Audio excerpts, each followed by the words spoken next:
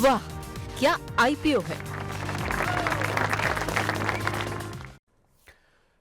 वैसे primary market में कुछ ज़्यादा एक्शन है नहीं, क्योंकि शैडोफैक्स टेक्नोलॉजीज कल ही आईपीओ बंद हो गया। आज इसका अलॉटमेंट होने वाला है, 28 तारीख को इसकी लिस्टिंग होने वाली है। इसका इशू प्राइस 124 रुपये है। 1907 करोड़ रुपए का ये इशू था। कंपनी को भी पैसा मिला है, ओएफएस में 907 करोड़ रुपए मौजूदा निवेशकों को भी मिले हैं।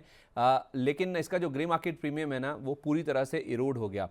जिस तरह से पहले 3 दिन सोमवार, मंगलवार, बुधवार को बाजार में बिकवाली आई ना, सारा जो ग्रे मार्केट प्रीमियम है वो पूरा इसमें से ख़त्म हो गया और अभी ये 0 रुपये के आसपास दिखा रहा है, यानी कि 124 वाला 124 पे खुलेगा। मुझे याद आता है वो अमागी वाली लिस्टिंग जिसका जीएमपी 0 हो गया था, तो वो 12% के डिस्काउंट पर खुला था। इसका ट्रेंड भी है हमारे पास, कैसे ये ना इसका जो जीएमपी है वो इरोड हुआ है ओवर द डेज, और ये सब्सक्राइब हुआ है कुल 2.7 गुना के आसपास, 2.25 गुना के आसपास के नंबर्स हैं। अच्छी बात यह है कि क्यूआईबीज का अच्छा इंटरेस्ट आया, जो कि बिजनेस मॉडल को समझते हैं, गहरी समझ रखते हैं, अच्छा पैसा भी लेके आते हैं और लंबे समय के लिए आते हैं। वो 4.25 गुना के आसपास उन्होंने इसको भरा है। रिटेल कूद के 2.5 गुना के आसपास आए हैं और 3.25 गुना टोटली सब्सक्राइब हुआ है। लेकिन दिक्कत है ग्रे मार्केट का प्रीमियम, यानी कि सेंटीमेंट बिगड़ गया है। तो सेंटीमेंट के नंबर्स अगर आप दिखाएं, ग्रे मार्केट के प्रीमियम किस तरह से ओवर द डेज ये इरोड हुआ है, तो 15 रुपये के आसपास से शुरू हुआ था 16 जनवरी को, फिर ये 9 रुपये हुआ, फिर 10 रुपये हुआ, 6 रुपये, 4 रुपये, 1.5 रुपये, एंड फाइनली ये 0 यानी कि पूरी तरह से इरोड हो चुका है। तो मैम, शैडोफैक्स को लेकर आपकी क्या एक्सपेक्टेशन है, क्या किस तरह की लिस्टिंग हो सकती है?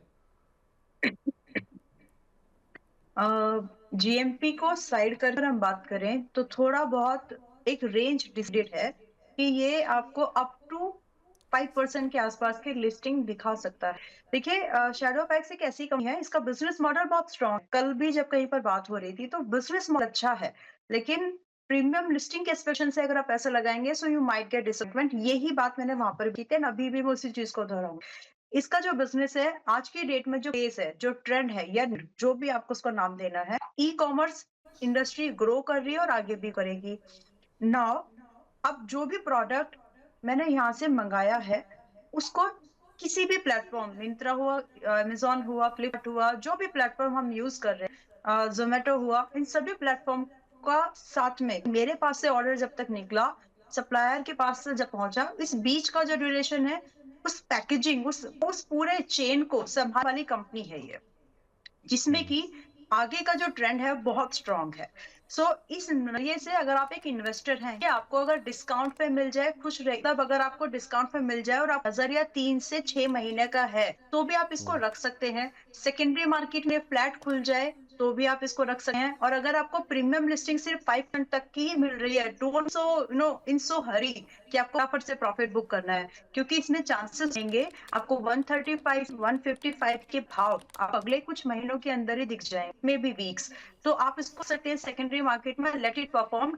स्टॉप लॉस जरूर मेंटेन कर चल लीजिए। इसका जो लोअर बैंड है 18 का है। अगर आपको स्टॉप लॉस मेंटेन है तो 100 रुपीज का स्टॉप लॉस मेंटेन के कैपिटल प्रोटेक्शन एक अप सर्टेन लेवल रखे, लेकिन आप इस रख सकते हैं इन माय ओपिनियन, क्योंकि बिजनेस टर्म है। और वैल्यूएशन, अगर इस पर्टिकुलर इंडस्ट्री की बात करूं तो ई कॉमर्स में सप्लाई चेन मैनेजमेंट करने वाली कंपनीज एंड टू एंड कोई नहीं है जो है। तो डिलीवरी का सेगमेंट अलग है, दूसरी कंपनीज के बिजनेस सेगमेंट अलग है, वो B2B को ज्यादा प्रेफरेंस देते हैं। लेकिन ये सिर्फ आपके ई कॉमर्स इंडस्ट्री में इसका जो है निश बिजनेस, ज्यादा आई शुड से अनुभव, तो इसके एक्सपर्टीज उसमें है। और जो ये इंडस्ट्री है बहुत ही नीश है, ग्रोइंग है, हर घर में है, तो इसके लिए आपको एक अच्छा खासा अपसाइड कमेंट ग्रोथ वाइज देख सकता है। और दैट्स ऑल। ओके, ठीक है, तो अच्छी ग्रोथ देखने को मिल सकती है क्योंकि इंडस्ट्री अच्छी है। तो फिर लिस्टिंग पे अगर मैम फ्लैट या फिर हल्की फुल्की प्रीमियम पर लिस्टिंग हो जाए तो फ्रेश भी खरीदा जा सकता है, जिनको नहीं मिला या जो नहीं ले पाए पहले? अप टू 5% की लिस्टिंग, वही कि आपको 10% डिस्काउंट, फिर फ्लैट, या फिर अप टू 5% लिस्टिंग भी प्रीमियम पे मिल रहा है टू द प्राइस, खरीदारी कर सकते हैं। क्योंकि ये 3 मंथ से 6 मंथ के रेंज में एकदम मूवमेंट कर सकता है। एंड वी साइड और स्टॉप लॉस की हमको 100 रुपए से नीचे रखनी है। वेल, पर as a disclosure I am not, मैं इनमें से किसी भी में एप्लीकेशन नहीं रखा है, तो ठीक है। मेरा इसमें कोई पर्सनल इंटरेस्ट नहीं है। लेकिन बिजनेस अच्छा है जो कि ग्रोथ दे सकता है आपको फ्यूचर के हिसाब से। ठीक है, मौके 10% नीचे या फिर 5% ऊपर तक इस बैंड में अगर भी लिस्टिंग होती है तो आप चाहें तो फ्रेश भी खरीदारी करने के बारे में सोच सकते हैं, अगर आपने अप्लाई नहीं किया या फिर आपने सब्सक्राइब किया था और आपको अलॉटमेंट नहीं मिला है तो। एक दो सवाल और हैं जो मैं कह रहा था ना कि हाल फिलहाल जो लिस्टिंग हुई उसमें रोहित तिवारी जी कह रहे हैं कि एक बार जरा पार्क मेडीवर्ल्ड पर अपना व्यू दे दीजिए। आई सपोज कि इन्होंने IPO में इनको मिला हुआ है। Okay, and what's the view, I mean कितने समय का होराइजन तो आप ही को बताना पड़ेगा कि आपके इन्वेस्टमेंट के ऑब्जेक्टिव आप बताएं, तो वो प्लीज मेंशन करें नेक्स्ट टाइम ऑनवर्ड जो सवाल पूछ रहे हैं। बट पार्क मेडी अगर मैं बात अभी 154 पर है, होल्ड कर सकते हैं, तो 40 रुपए का एक stop loss security shaper side लगा लीजिए। बट अभी फिलहाल आप इसको होल्ड के रखेंगे तो कोई बुराई नहीं है, which is very well, I mean बहुत लाइकली है कि 65 रुपए से हमको यहाँ से 180 रुपए के भाव दिखते हैं और 3 महीने का व्यू है, तो एक अच्छा अल्फा हाई बीटा के साथ में हमको दिख सकता है, लेकिन स्टॉप रखिएगा 140 का। ठीक है, अच्छा BCCL को लेकर बहुत सवाल आते हैं, जो भारत कोकिंग कोल, हमने पहले भी काफ़ी बार डिस्कस किया है, लिस्टिंग से पहले भी डिस्कस किया, बाद में भी किया है। अब इस पे क्या करना चाहिए, ये फरहाद शेख जी का सवाल है कि BCCL में क्या करें। सवाल तो बेसिकली यही है कि क्या फ्रेश खरीदारी शुरू कर दें, अगर हाँ तो किन लेवल्स पर और कहाँ तक। 37-38 की रेंज में आ गया, यहीं पर हम एक बार खरीद का व्यू देख सकते हैं। स्टॉप लॉस डीप है, मेंटेन कर सकते हैं तो ही पैसा लगाइए। अगर स्टॉप लॉस लग रहा है percentage wise, this is like 30% from this current price, तो फिर आप यहाँ पर अपने एक्सपोजर को लिमिट कर लीजिए, because your target is also going similar way higher.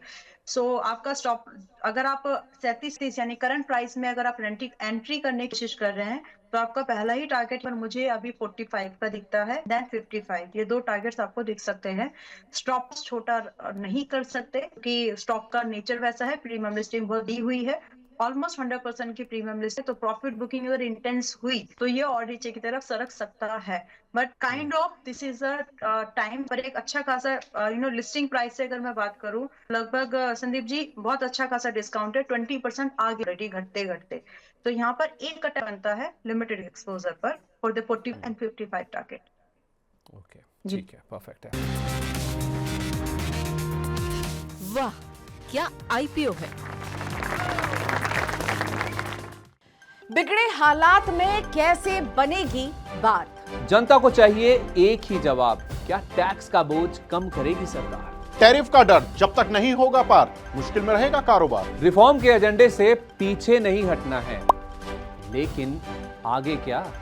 सबका मिलेगा जवाब जब 1 फरवरी को पेश होगा देश का बजट। बजट 2026 का 360 डिग्री कवरेज सिर्फ मनी 9 पर। इकोनॉमी, शेयर बाजार और आपके इन्वेस्टमेंट पर क्या होगा असर, जानिए और समझिए हमारे साथ दिन भर।